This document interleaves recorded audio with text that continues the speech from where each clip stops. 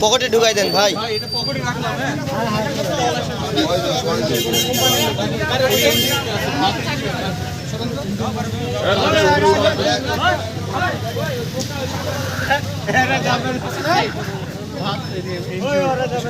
গাড়ি চলে যান ওনার ম্যানেজার চলে যাবে।